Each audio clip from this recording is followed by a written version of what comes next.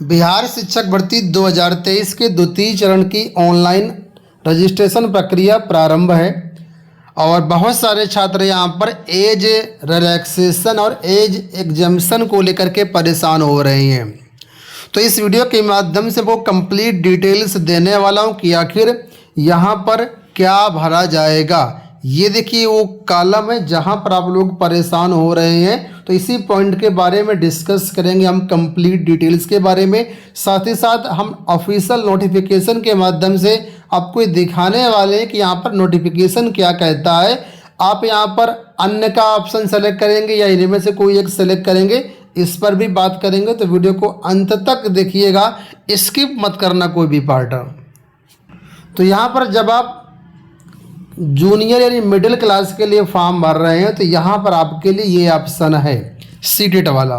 तो यहाँ पर सिंपल सा आप सीटेट पे क्लिक कर देंगे और आपका ये सेलेक्ट हो जाएगा। यहाँ पर कोई भी एज एग्जम्पशन की बात नहीं की गई है, लेकिन जो एज एग्जम्पशन की बात की गई वो टीजीटी और पीजीटी के लिए, यानी एस्टेट पेपर 1 और एस्टेट पेपर 2 को जब आप सेलेक्ट करते हैं तब यहाँ पर आपको 3 ऑप्शन दिए गए, इनमें से कोई एक ऑप्शन सेलेक्ट करना है। तो अब हम आपको दिखाते हैं नोटिफिकेशन वहाँ पर क्या चीज़ें, उसके बाद हम वापस आते हैं इसी फॉर्म पे। तो देखिए नोटिफिकेशन हमने ओपन किया हुआ बीपीएससी टीआरई 2 का पेज नंबर 15 पे यहाँ पर हम लोग हैं और यहाँ पर आयु सीमा के बारे में बताया गया है। तो सबसे पहले आयु सीमा देख लो कि यहाँ पर आयु सीमा क्या है, किस रेट से आपकी एज काउंट की जाएगी। तो यहाँ देखिए बताया गया कि सभी पदों के लिए जो न्यूनतम और अधिकतम उम्र सीमा, उसके जो कट ऑफ डेट है वो 1 अगस्त 2023 सुनिश्चित की गई। यही वो कट ऑफ डेट है जहां से आपके एज की गणना की जाए कि आपकी न्यूनतम आयु कितनी है और अधिकतम आयु कितनी है।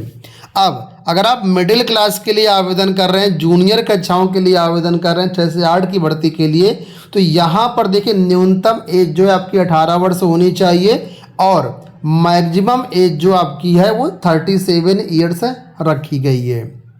अगर आप बात कर रहे हैं टीजीटी पीजीटी की, यानी माध्यमिक और उच्च माध्यमिक विद्यालयों की, तो दोनों के लिए जो न्यूनतम एज है वो 21 वर्ष रहेगी और अधिकतम एज यहाँ पर भी 37 ईयर्स रहेगी। ठीक है, ये किसके लिए? अनारक्षित पुरुष वर्ग के अभ्यर्थियों के लिए हम लोग बात कर रहे हैं, मैक्सिमम 37 ईयर्स।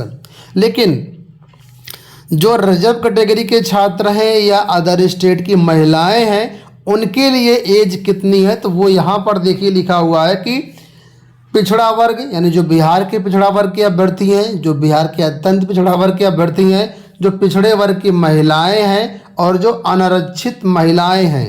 अनारक्षित का मतलब है चाहे वो बिहार की अनारक्षित महिलाएं या अदर स्टेट की अनारक्षित महिलाएं, अनरिजर्व्ड महिलाएं, उन सभी के लिए जो एज है वो 40 साल है। और जो बिहार के अनुसूचित जाति अनुसूचित जनजाति के पुरुष और महिला अभ्यर्थी हैं उनके लिए एज ये 42 वर्ष हो जाती है।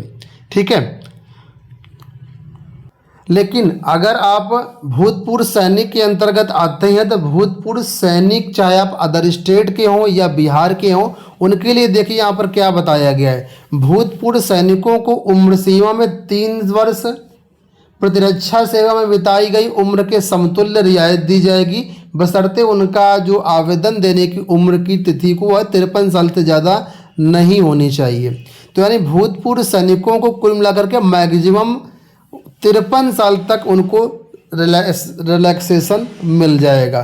3 साल उनको अलग से मिल जाएगा भूतपूर्व सैनिक के, जितना साल उन्होंने अपनी प्रतिरक्षा सेवा में बिताया है उतना उनको मिल जाएगा। टोटल यहाँ पर मैक्सिमम 53 साल एज इनके लिए है। लेकिन अगर आप बिहार के नियोजित शिक्षक हैं तो आपके लिए यहाँ पर जो एज है वो कोई रिस्ट्रिक्शन नहीं है, उसमें आप कितने भी वर्ष के हैं आप यहाँ पर आवेदन कर सकते हैं। लेकिन आपको सक्षम अधिकारी से जो प्रमाण पत्र हैं वो आपको देने होंगे।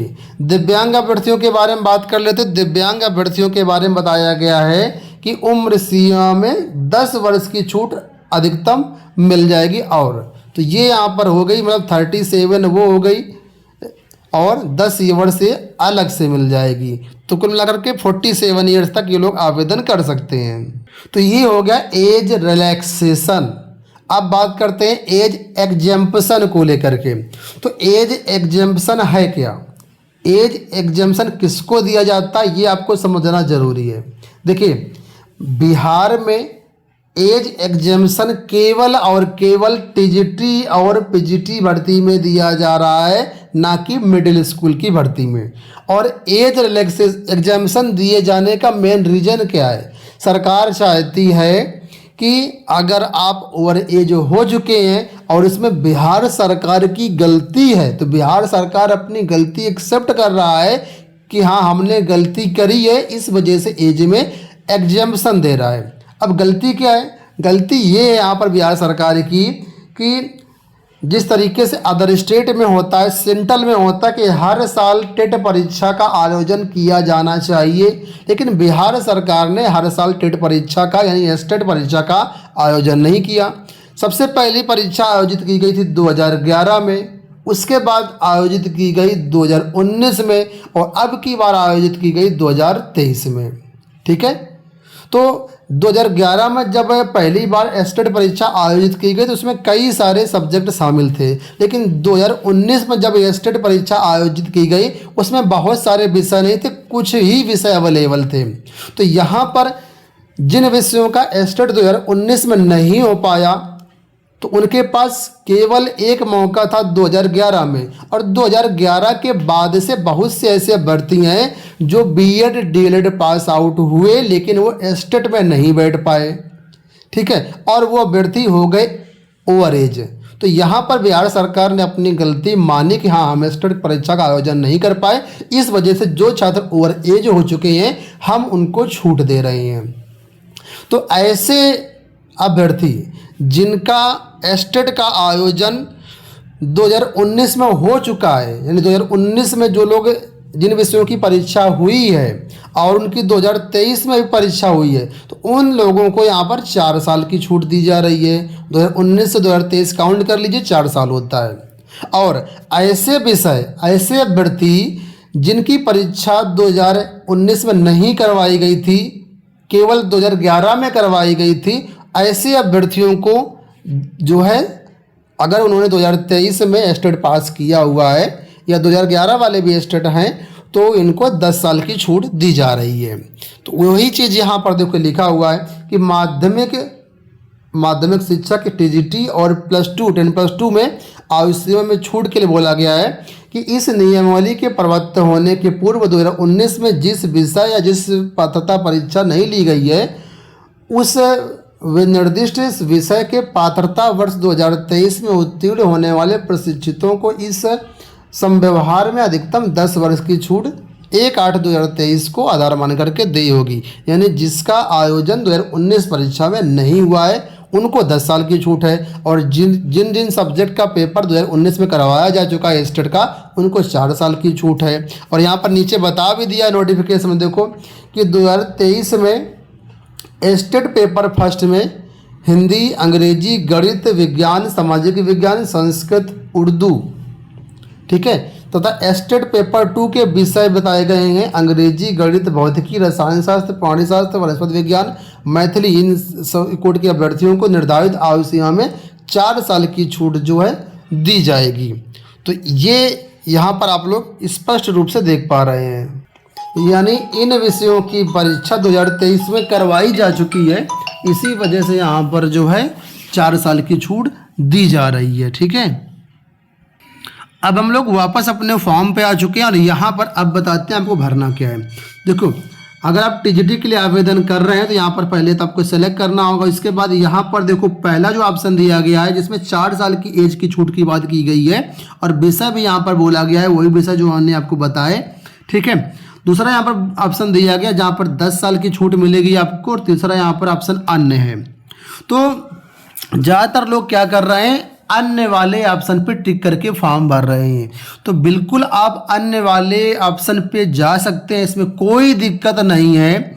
लेकिन अगर आप ये ऊपर वाला ऑप्शन टिक करके फॉर्म भर रहे हो तो इसमें भी कोई दिक्कत नहीं है, या इसमें कर रहे हैं तब भी इसमें कोई दिक्कत नहीं है, क्योंकि एज रिलैक्सेशन आपके ऊपर तभी लागू होगी जब आपकी एज मैक्सिमम एज जो कि आरक्षित पुरुष के लिए 37 साल है उससे ज़्यादा हो चुकी है। अगर आपकी एज 37 साल से कम है तो आपके ऊपर एज रिलैक्सेशन वाला मुद्दा लागू ही नहीं होगा। आपकी एज ऑलरेडी कम है तो आपके ऊपर ये एज एग्जम्पशन का रूल लागू नहीं होगा। आप इसके थ्रू फॉर्म भर रहे हैं तब भी ठीक है, इसके थ्रू फॉर्म भर रहे हैं तब भी ठीक है, इसमें किसी भी प्रकार से कोई दिक्कत आपको नहीं आने वाली है। बाकी जिसको एज रिलैक्सेशन लेना है वो निश्चित रूप से दोनों ऑप्शन अपने संबंधित विषय के अनुसार सेलेक्ट करेंगे। लेकिन जिसको एज रिलैक्सेशन नहीं लेना है, आपकी एज ऑलरेडी जो है मैक्सिमम एज से कम है, तो आप अन्य को सेलेक्ट करके फॉर्म भर सकते हैं, इसमें कोई दिक्कत नहीं है। आप अपनी संतुष्टि के अनुसार जो आपको अच्छा लगे उस हिसाब से आप फॉर्म भर सकते हैं। मैं कहूँगा आप अन्य को क्लिक करके आप फॉर्म भर दो, आप खुश हो जाएंगे। मैं कह दूँगा आप ये वाला भर दो तो आप नाराज़ हो जाएंगे।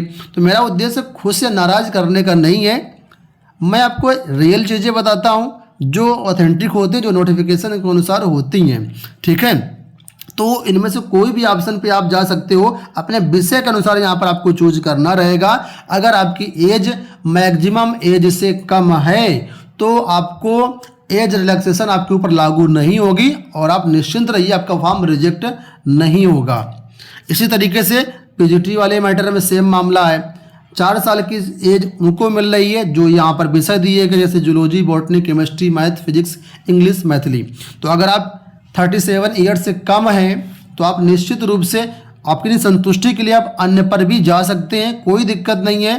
बाकी अगर आप सिंपल सा यहाँ पर फॉर्म भर रहे हैं इनके थ्रू तब भी कोई दिक्कत नहीं है, ठीक है। मुझे उम्मीद है कि इस वीडियो में जो चीज़ें मैंने बताऊँ नोटिफिकेशन के अनुसार वो थोड़ा सा आपको समझ में आई होंगी। और बाकी अगर सर्टिफिकेट नंबर के बारे में कन्फ्यूज है तो इसके बारे में ऑलरेडी हम वीडियो बना चुके हैं, आप लोग वीडियो देख सकते हैं। कंप्लीट फॉर्म कैसे भरना है वो भी हमने बताया हुआ है, वो भी आप समझ सकते हैं। इसके अलावा ये वाला जो शिक्षा विभाग वाला है, ओबीसी पिछड़ा वर्ग वाला मामला है, या यहाँ पर जो आपका ये आगे मामला था, यहाँ पर पोस्ट सेलेक्ट करने का कुछ अभ्यर्थी कह रहे थे कि हम एक से अधिक विषयों के लिए फॉर्म भरना चाहते हो तो कैसे कर सकते हैं। उसके लिए मैंने अलग से वीडियो बनाया वो फुल वाला, जिसमें मैंने कंप्लीट फॉर्म भर के दिखाया। वो वीडियो देख लेंगे तो सारी क्वेरी आपकी वहाँ से रिजॉल्व हो जाएंगी। उम्मीद करूँगा वीडियो पसंद आया होगा। धन्यवाद।